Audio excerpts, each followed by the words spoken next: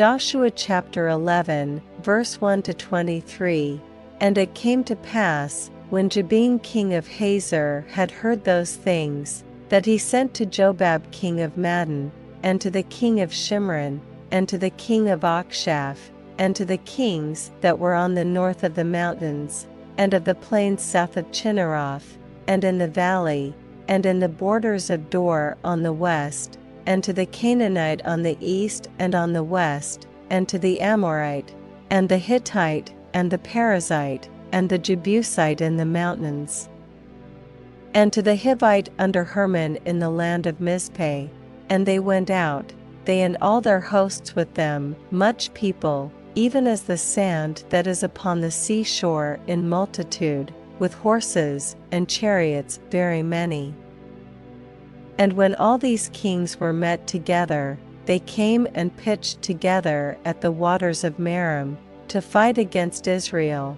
And the Lord said unto Joshua, Be not afraid because of them, for tomorrow about this time will I deliver them up all slain before Israel.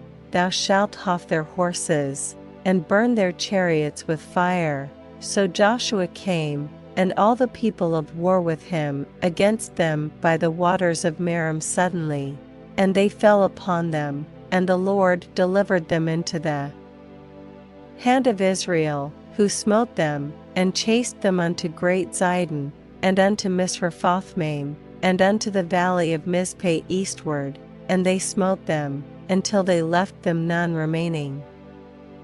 And Joshua did unto them as the Lord bade him. He houghed their horses, and burnt their chariots with fire.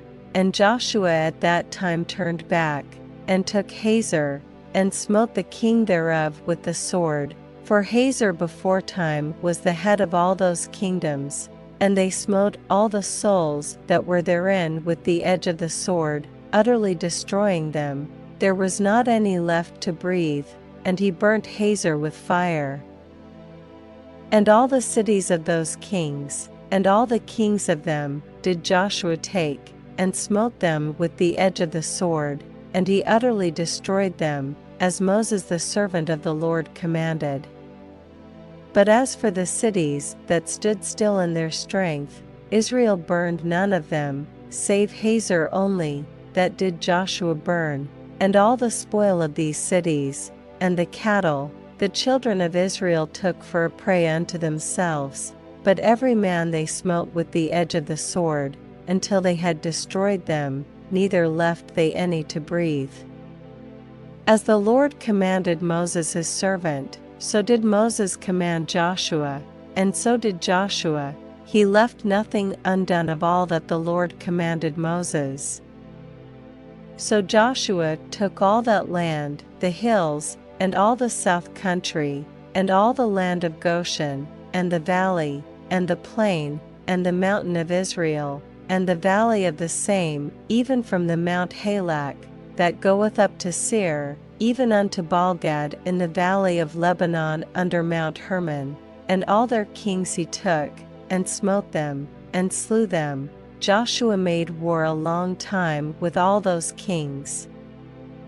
There was not a city that made peace with the children of Israel, save the Hivites.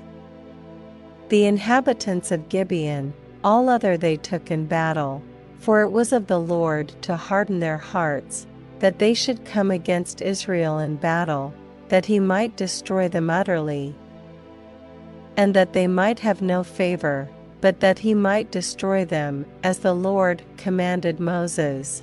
And at that time came Joshua, and cut off the Anakims from the mountains, from Hebron, from Debir, from Anab, and from all the mountains of Judah, and from all the mountains of Israel. Joshua destroyed them utterly with their cities.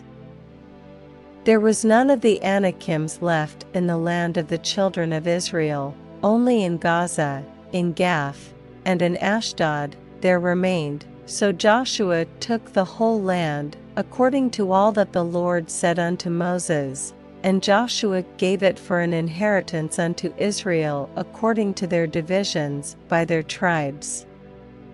And the land rested from war.